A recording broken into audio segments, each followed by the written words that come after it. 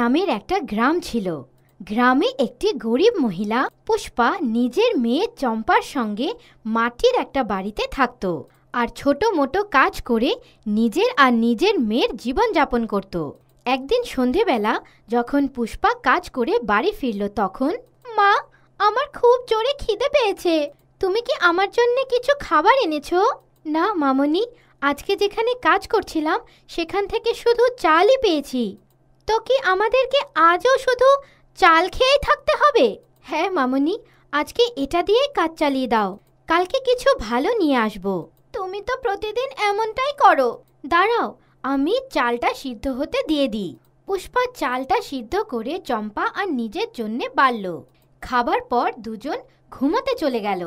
পরদিন সকালবেলা পুষ্পা নিজের মাটির বাড়িটাকে লেপাপোতা করছিল।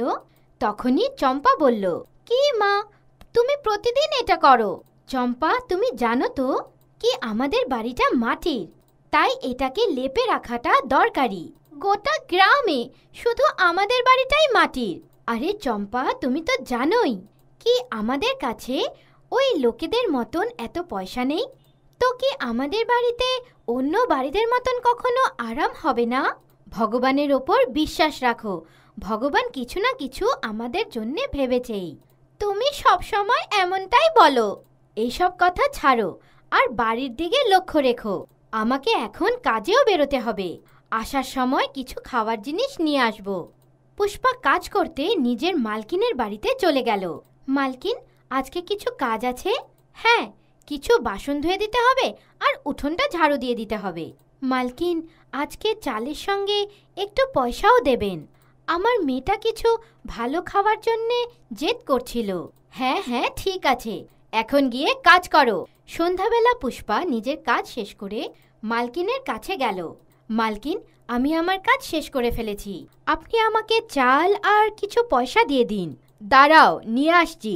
মালকিন ভেতর থেকে কিছু চাল আর পয়সা নিয়ে আসলো আর পুষ্পাকে দিল। ওতে পুষ্পা বলল, মালকিন, এটা তো খুব অল্প পয়সা, এটা দিয়ে তো আমি কিছুই নিতে পারবো না। যা আছে এটাই আছে, নিতে হলে নাও, না হলে চলে যাও। ঠিক আছে মালকিন, আমি আসি গিয়ে। পুষ্পা মালকিনের বাড়ি থেকে বেরিয়ে পড়ল আর মিষ্টির দোকানে গেল। আরে ভাই, এটুকু পয়সা দিয়ে কিছু পাওয়া যাবে কি? হ্যাঁ, একটা সিঙ্গারা এসে পড়বে।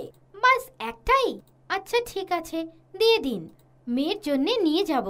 মিষ্টির দোকানওয়ালা পুষ্পাকে একটা সিঙ্গারা দিয়ে দিল আর পুষ্পা ওটা নিয়ে বাড়ি এসে পড়ল আর বাড়ি পৌঁছিয়ে বলল, চম্পা, এই নাও, আমি তোমার জন্য সিঙ্গারা এনেছি। বাস একটাই সিঙ্গারা? ঠিক আছে, কিছু তো আছে, অন্যদিন তো এটাও পাওয়া যায় না। চম্পা সিঙ্গারাটা খেতে খেতে, মা, তুমি নিজের জন্য আনোনি? মালকিন অতটুকুনি পয়সা দিয়েছিল, তুমি চিন্তা করো না, আমি অন্য কোনো দিন খেয়ে নেব। দাঁড়াও, আমি চালটা বসিয়ে দিই। মা মেয়ে দুজন ভাত খেয়ে ঘুমোতে চলে গেল। পরদিন সকালবেলা পুষ্পা বাড়ির থেকে বাইরে আসলো। তখনই ও বাড়ির বাইরে একটা আংটি পেল। আংটিটা উঠিয়ে পুষ্পা বলল, এটা কার আংটি? বোধহয় কারোরটা পড়ে গেছে, হতে পারে খুঁজতে আসবে, আমি এটাকে সামলে রেখে দিই। পুষ্পা আংটিটা রাখছিলই কি পেছন থেকে চম্পা আওয়াজ দিল, মা, আমার শরীরটা ভালো লাগছে না, আমার পেটটা ব্যথা করছে। পুষ্পা চম্পার কপালে হাত দিল। আরে, তোমার তো খুব জ্বর, মনে হয় কালকের সিঙ্গারাটা ভালো ছিল না, মনে হয় ওটার জন্যই এমনটা হয়েছে। তুমি শুয়ে পড়ো, আমি এক্ষুনি ঠান্ডা জলের পট্টি দিয়ে দিচ্ছি আর কাড়া বানিয়ে আনছি। ঠিক আছে।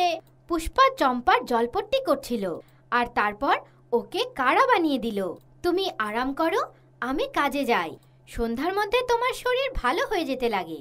পুষ্পা কাজে চলে গেল আর সারা দিন কাজ করে সন্ধেবেলা যখন বাড়ি ফিরল তো দেখলো চম্পার শরীরের অবস্থায় কোনো উন্নতি হয়নি। পুষ্পা চম্পাকে জিজ্ঞাসা করলো, তোমার শরীরটা তো একদমই ঠিক হয়নি, তুমি কি ভালো করে বিশ্রাম করেছো নাকি এদিক ওদিক ঘুরছিলে? না মা, কোথাও যাইনি, পেটের ব্যথাটা তো কম হয়ে গেছে, কিন্তু বাকি সব জিনিস যেমন ছিল তেমনই আছে। দাঁড়াও, আমি গ্রামের বৈদ্যকে ডেকে আনছি। পুষ্পা বৈদ্যকে ডাকতে চলে গেল আর ওনাকে ডেকে নিয়ে আসলো। বৈদ্য চম্পাকে দেখার পর বলল, আমি ওকে কিছু জড়িবুটি দিয়ে দিচ্ছি, যদি এতেও শরীরটা ঠিক না হয় তাহলে তোমাকে ওকে শহরের ডাক্তারকে দেখাতে হবে। ডাক্তারের কথা শুনে পুষ্পা বলল, তার জন্যে তো অনেক পয়সার দরকার পড়বে বৈদ্য মহাশয়। হ্যাঁ, আমি তো গ্রামের, তাই বেশি পয়সা নেই না। ওনারা মানবেন না। বৈদ্যর থেকে ওষুধ খেয়ে চম্পার শরীরে কিছু তো উন্নতি হলো, কিন্তু বিশেষ কিছু হলো না। চম্পার শরীরে কিছু উন্নতি না হতে দেখে পুষ্পা ভাবল, আমার কি চম্পার জন্যে সেদিন যে আংটিটা পেয়েছিলাম ওটা বিক্রি করে দেওয়া উচিত? কিন্তু যদি ওটা কেউ খুঁজতে আসে তো আমি কি বলবো? যেটা আমারই না, আমার ওটা বিক্রি করা উচিত না। পুষ্পা কিছুক্ষণ ভাবার পর আংটিটা বিক্রি না করার নির্ণয় নিল আর ঘরের পদ্ধতি দিয়ে চম্পার চিকিৎসা করতে থাকলো। একদিন সকালবেলা যখন পুষ্পা ঝাড়ু দিচ্ছিল তখন ওর বাড়ির সামনে একটা সুন্দর শাড়ি পরা একজন মহিলা আসলো। আমার আপনার কাছে একটু কাজ আছে। হ্যাঁ বলুন, আপনি কি এখানে কোনো আংটি পেয়েছেন? আমি ওটা খুঁজছি, বোধহয় এখানে পড়ে গিয়েছিল। হ্যাঁ, আমি একটা আংটি তো পেয়েছিলাম, দাঁড়ান আমি নিয়ে আসছি। পুষ্পার আসতে একটু দেরি হয়ে গেল। এই নিন আপনার আংটি। ও, আমার একটু সময় লেগে গেল, আমার মেয়েটার শরীরটা ভালো নেই তাই। হ্যাঁ, এটাই আমার আংটি। ধন্যবাদ। আপনার মেয়ের কি হয়েছে? আপনি যদি খারাপ না পান তাহলে কি আমি আপনার মেয়েটাকে একটু দেখতে পারি? জানি না, অন্যবার এমন কিছু হলে ভালো হয়ে যেত, কিন্তু এবার তো ওর শরীরটা ভালোই হচ্ছে না। মহিলা চম্পাকে দেখার পর বলল, ওর শরীরটা তো খুব খারাপ। কোনো ডাক্তারকে কেন দেখাননি? ডাক্তারের জন্যে পয়সা ছিল না। আমি তোমার সততা দেখে খুব খুশি হয়েছি। মেয়ের শরীর খারাপ হওয়ার পরেও তুমি আংটিটা বিক্রি করনি। দাঁড়াও, আমি তোমার জন্য কিছু করি।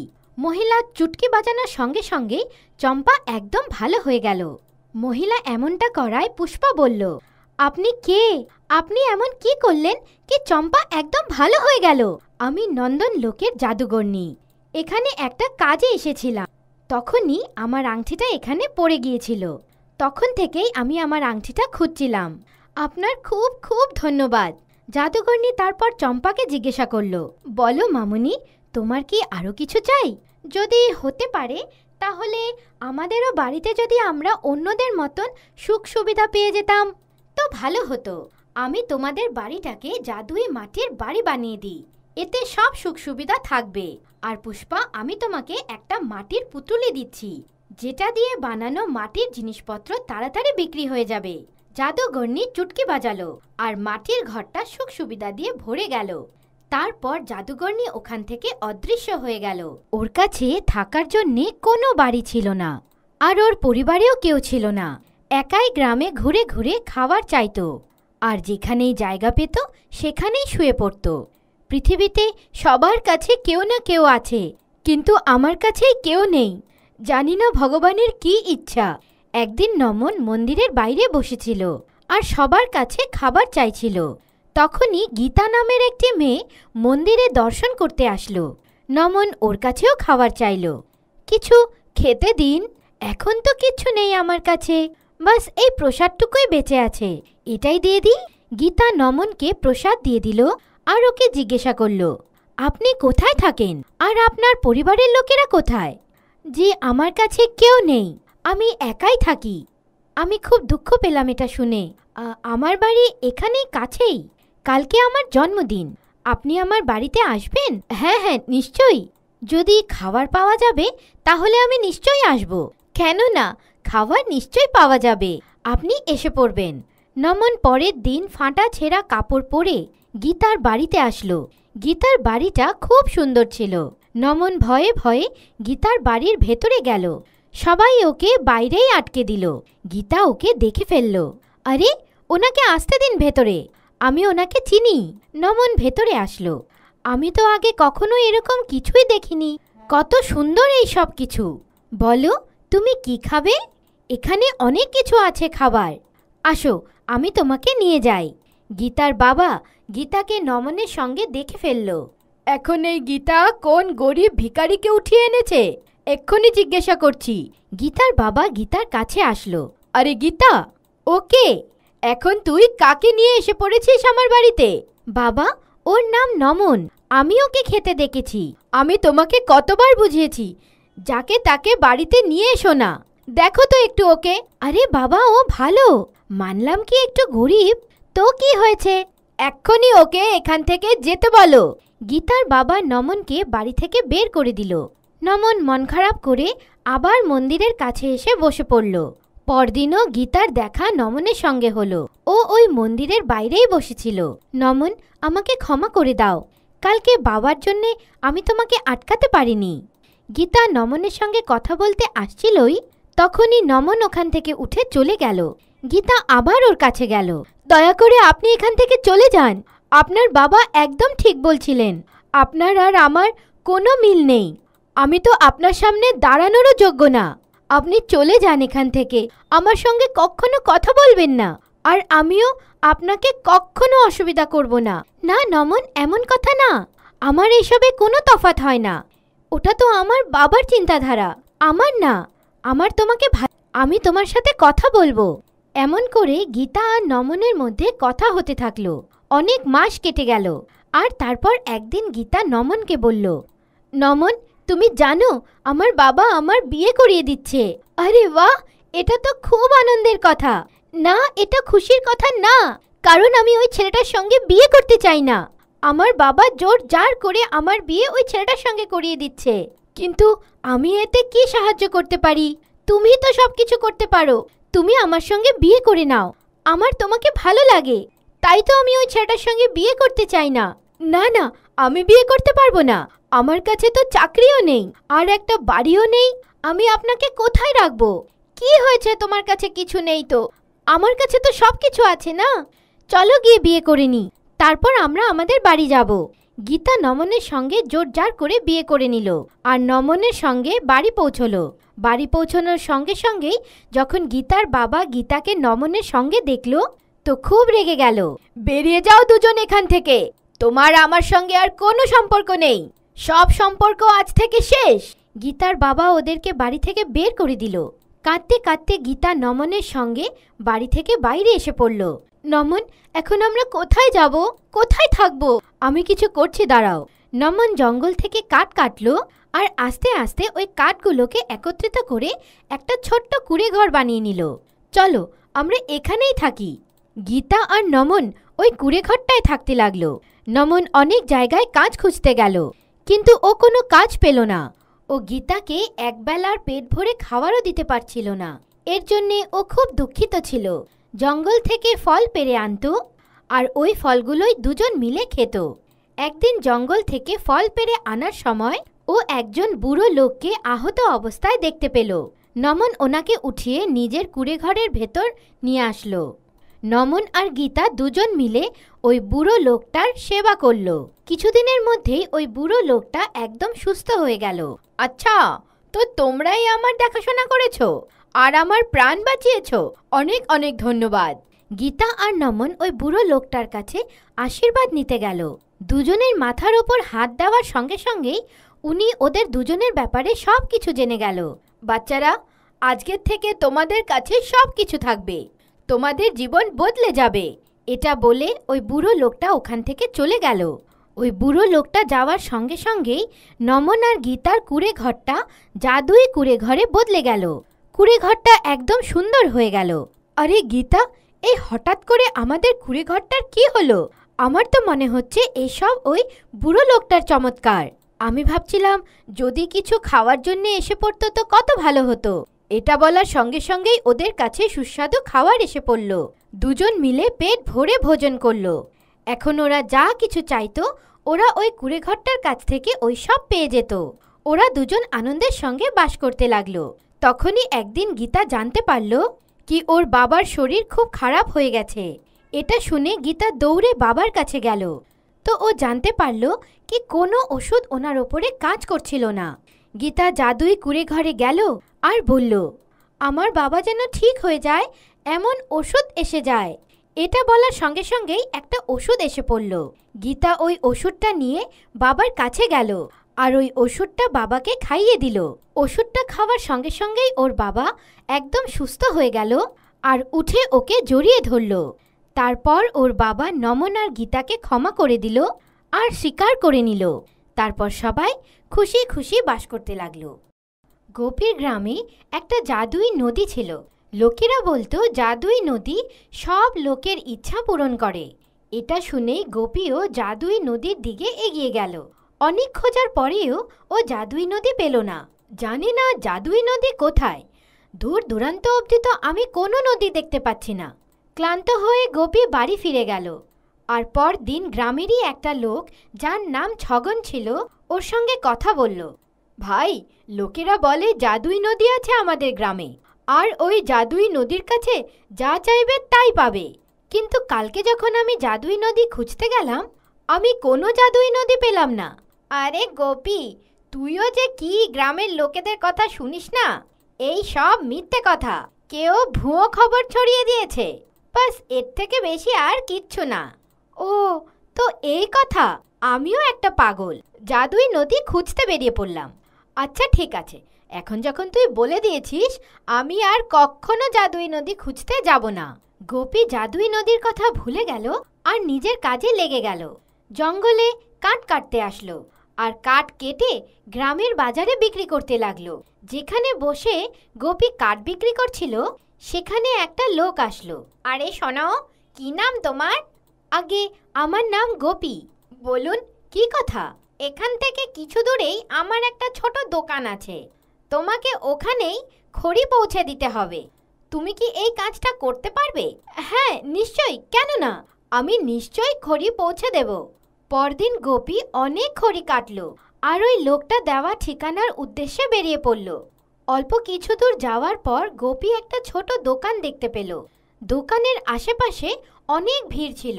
আরে বাহ, তুমি এসে পড়েছো। চলো, ভালোই হলো, ঠিক সময় এসেছো। আজকে আমার দোকানের প্রথম দিন, তাই পুজো আছে আর অনেক লোককে খেতে ডেকেছি। আজকে অনেক খড়ি লাগবে। আগে আপনি আমার পয়সাটা দিয়ে দিন, আমি যাই। না না, এত কিসের তাড়া? এখন যখন এসেই পড়েছো, কেন না খেয়েই যাও। গোপী থেকে গেল। পূজা শেষ হতে হতে আর খাবার খেতে খেতে গোপীর অনেক দেরি হয়ে গেল। অন্ধকারও হয়ে গিয়েছিল। ও ওখান থেকে বেরিয়ে পড়ল আর বাড়ির দিকে চলে আসলো। তখনই রাস্তায়ও জলের আওয়াজ পেল। আওয়াজটা এরকম ছিল যেন আশেপাশে কোনো ঝর্ণা আছে। গোপী ওই আওয়াজটাকে অনুসরণ করতে করতে একটা জায়গায় পৌঁছে গেল। ওখানে খুব দ্রুত গতিতে একটা জায়গা থেকে জল পড়ছিল। বাহ, এটা তো খুব সুন্দর লাগছে। আজ অবধি কখনো আমি এমন কিছু দেখিনি। তখনই হঠাৎ করে ওই জলটা পড়তে পড়তে একটা নদী হয়ে গেল। এটা দেখে গোপী অবাক হয়ে গেল। আরে, এটা তো নদী হয়ে গেল, চমৎকার হয়ে গেল। ওই নদীটা গোপীকে বলল, কে তুমি, আর তুমি এখানে কি করছো? আমি তো এদিক দিয়ে যাচ্ছিলাম। জলের আওয়াজ শুনতে পেয়ে আমি এদিক অবধি এসে পড়লাম এটাকে দেখতে। আমি জাদুই নদী, আমাকে সবাই দেখতে পায় না। যখন আমার ইচ্ছে হয় তখনই আমি আসি। আচ্ছা, তো আপনি জাদুই নদী, যার কথা গ্রামের লোকেরা বলে? হ্যাঁ, অনেক বছর আগে আমি সবাইকে দেখা দিতাম, কিন্তু এখন আমি সবাইকে দেখা দিই না। তোমাকে দেখে মনে হচ্ছে তুমি মনের দিক থেকে খুব ভালো, তাই তুমি আমাকে দেখতে পাচ্ছ। গ্রামের লোকেরা বলে আপনি সবার ইচ্ছা পূরণ করেন। আপনি কি আমার ইচ্ছা পূরণ করতে পারবেন? হ্যাঁ নিশ্চয়ই, আমি তোমার ইচ্ছা নিশ্চয়ই পূরণ করব। বলো কি চাই? আমার খুব টাকা কড়ির অভাব, তাই আমি অনেক ধন চাই। ঠিক আছে, আমি তোমাকে অনেক ধন দেব। একদিন না, প্রতিদিন দেব। কিন্তু তুমি এটা বলো, তুমি কি ওই ধনটা নিয়ে গরিব আর দুস্থ লোকেদের সাহায্য করবে? হ্যাঁ হ্যাঁ, কেন না। আমার কাছে যদি ধন এসে পড়ে তাহলে আমি সবার সাহায্য করব। আচ্ছা ঠিক আছে, তুমি নদীর মাঝে এসে পড়ো আর যত ধন চাই তত ধন নিয়ে যাও। গোপী নদীর ভেতরে গেল আর অনেক ধন বের করে একটা বস্তায় রেখে দিল আর ওটা নিয়ে বাইরে আসলো। তোমার যখন ইচ্ছা তখন তুমি জাদুই নদীতে আসতে পারো, কিন্তু তার জন্যে আমি তোমাকে একটা মন্ত্র বলছি। তুমি এখানে এসে যখন ওই মন্ত্রটা পড়বে তখনই আমি তোমার সামনে আসব। যদি তুমি এই মন্ত্রটা কারোর সামনে বলে দাও তাহলে তক্ষুনি তুমি এই মন্ত্রটা ভুলে যাবে আর সামনে থাকা লোকটার এই মন্ত্রটা মনে হয়ে যাবে। তুমি যতই চেষ্টা করো না কেন মন্ত্রটা আর মনে করতে পারবে না। ঠিক আছে, আমি আপনার কথা বুঝে গেলাম। জাদুই নদীর কাছ থেকে ধন পেয়ে গোপী অনেক ধনী হয়ে গেল আর তার সঙ্গে গরিব আর দুস্থ লোকেদের সাহায্য করে। এইসব জাদুই নদীর জাদুর জন্যই সম্ভব হয়েছে। আপনার অনেক অনেক ধন্যবাদ। গোপী কিছু সপ্তাহ পরে আবার জাদুই নদীর কাছে গেল আর ওই মন্ত্রটাই বলল, যেটা জাদুই নদী ওকে বলে দিয়েছিল। মন্ত্র পড়ার সঙ্গে সঙ্গেই জাদুই নদী গোপীর সামনে এসে পড়ল। গোপী জাদুই নদীর ভেতরে গেল আর ধন নিয়ে বাড়ি ফিরে আসলো। ছগন প্রতিদিন গোপীর উপরে দৃষ্টি রাখতে লাগলো। ও বিশ্বাসই করতে পারছিল না কি গোপী এত তাড়াতাড়ি এত ধনী কেমন করে হয়ে গেল। একদিন ছগন গোপীকে ধন নিয়ে আসতে দেখে ফেলল। আরে, ও এত ধন নিয়ে কোত্থেকে আসে, এটা তো জানতেই হবে। কিন্তু এত সহজে তো ও কিছুই বলবে না। ছগন পরের দিন গোপীর বাড়িতে আসলো।